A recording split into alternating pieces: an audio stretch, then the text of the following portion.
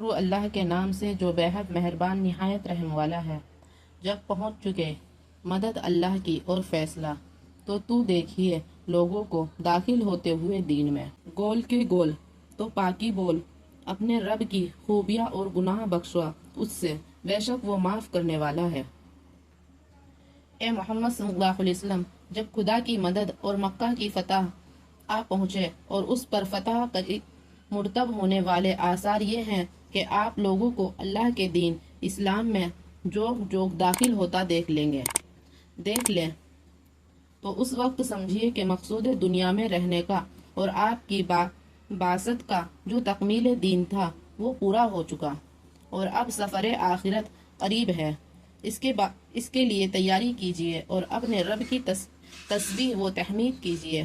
اور اس سے مغفرت کی درخواست کیجیے، یعنی ایسے امور جو خلاف اولا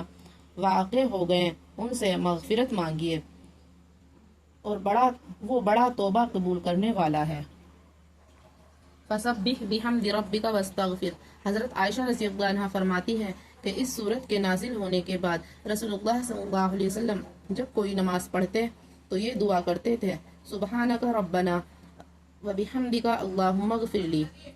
حضرت ام سلمہ رضی اللہ عنہ فرماتی ہیں کہ اس سورت کے نزول کے بعد اٹھتے بیٹھتے اور جاتے آتے ہر وقت میں یہ دعا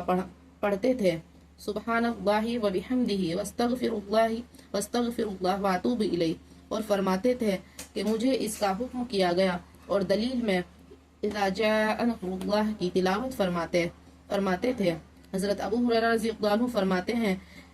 کہ اس سورت کے نزول کے بعد رسول اللہ صلی اللہ علیہ وسلم نے عبادت میں بڑا مجاہدہ فرمایا، یہاں تک کہ آپ کے پاؤں ورم کر گئے۔